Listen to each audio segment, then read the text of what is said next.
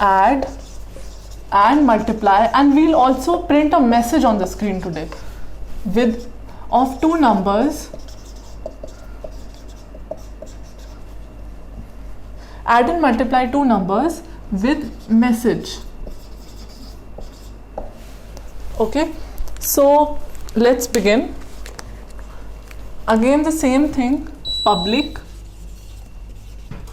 class. I'll write the name calculation or calc today, then public static void main string args.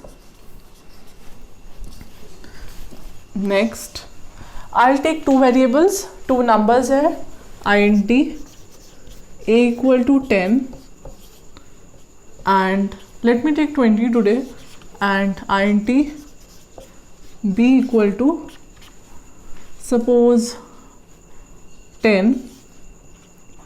Then int, now I have to perform addition, so int add equal to 0. Then I have to perform multiplication, int product equal to 0. Now let's perform addition and product. Add equal to a plus b semicolon, then product is equals to a multiply signs, the special one we use for coding, asterisk, and then b semicolon. Now I'm going to print these two along with a message. So first, system dot out dot print ln. I'm going to print the message as addition is, let me write sum is a colon, closing the quotes. Whatever I write inside the quotes will be printed as it is on the screen. Then plus, this is called concatenation operator, I'll tell you that later, plus add. Add is the variable I have used here, the same add I'm writing over here, then bracket close. I'll explain that after I write the whole program. Now I'm going for printing the product.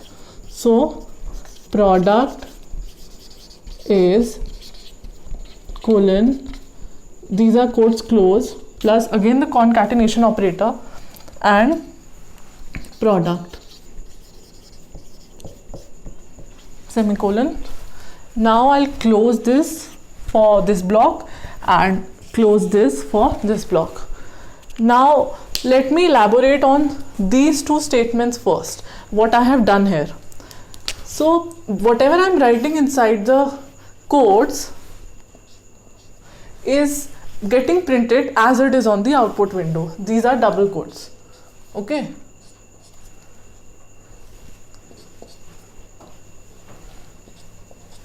So whatever I'm writing inside the codes is as it is getting printed on the output window, and this plus is called concatenation operator. This is not the plus used for addition. This is used to concatenate. Now concatenate has English meaning that we are putting two things together, and these two things, like if I'm writing A and B, then these two things together form a single unit. So basically whatever I'm writing on the screen, sum is colon add will come together on the screen. Add will hold the value, whatever operation is getting performed here, whatever value we have here and which is getting stored in add, that will be printed along with the statement together. This plus won't be printed, it is just an concatenation operator. I'll show you how. Let me perform the whole program and tell you how it runs. So as we know, through the first statement, a variable memory location A will be allotted and value 20 will be inside. Then B will be there with the value 10 inside. Then add will be there with the value 0 inside. And product will be there with the value 0 inside. Now as we come to this, a plus b will be 20 plus 10 because a's value is 20 and b's value is 10. So 20 plus 10 will be equal to 30. This 30 will go inside this add. So add's value will be updated to 30. Then in product it will be 20a into and b is 10. So this value will be 200.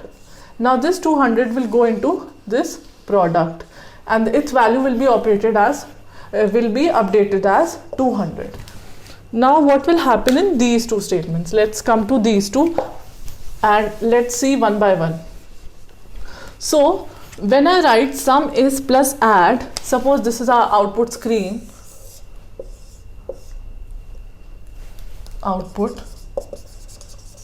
So what is happening is whatever I am writing inside the codes is getting printed on the screen as it is. So sum is colon gets printed. Now this plus will, as I told you, it is a concatenation operator, and whatever I write after it will be stick to it and get printed. So add has value 30. So simply this will be printed.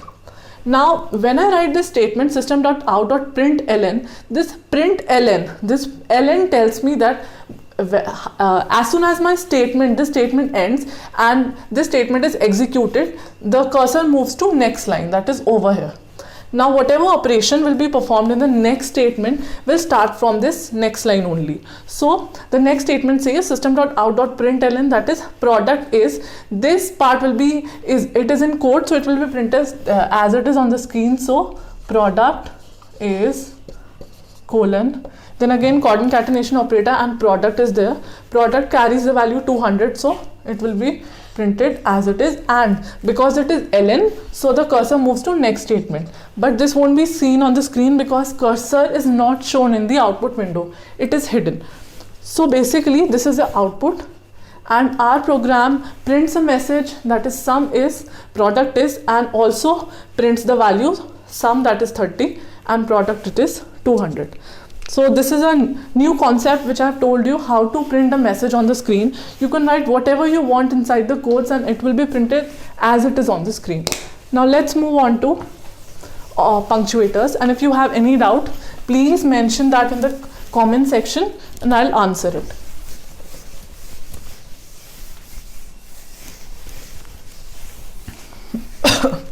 So let's move on to punctuators again. We were left with some. In the class before we had done two punctuators, that was semicolon and comma. Now let's move on to parentheses. These are called parentheses. Now what is the use of parentheses? We have already seen that when we were writing functions. So parentheses is used to enclose a part of a formula or to enclose parameters of a function. Now I'll write a formula and tell you what is that. Suppose I have variable int result equal to, and I write a formula inside, like I write 10 plus bracket 30 divide by 3 plus 2. This is my formula. Now you see I have used these parentheses over here, and we know in maths that we have this BODMAS rule which says that we'll solve bracket first and then move on further. B is for bracket and O is for off, divide, multiply, add, subtract. Same thing is followed in Java also. So as we know that bracket will be solved first, this bracket is itself the parenthesis. So first, while solving this, the Java will also do the same thing as we do in maths. 30 divided by 3, 10. This will be solved first. Then plus 10 plus 2. So we know the result will be 22. Okay. So what happens is this 22 gets saved in the result.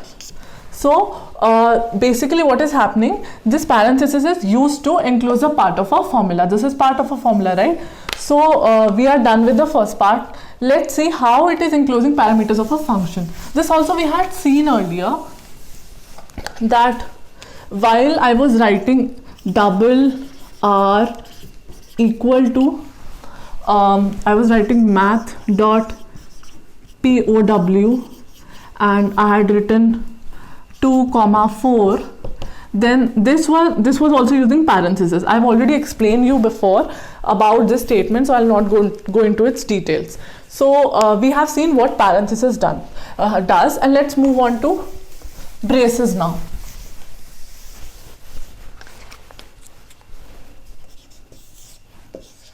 This is curly braces. Now it is used to enclose a group of statements.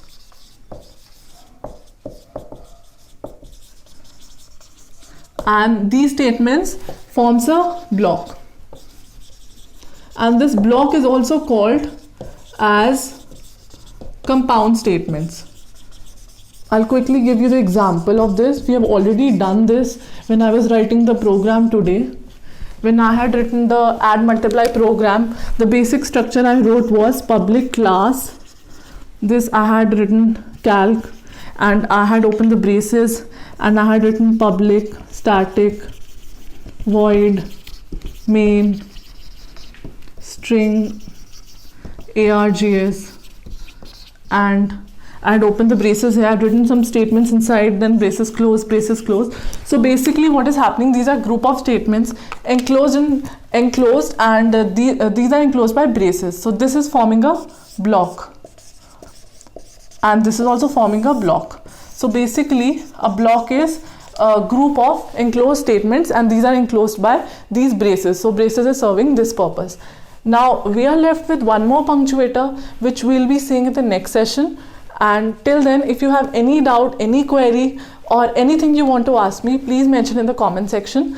And rest, please like, subscribe and share, and I'll see you in the next lecture.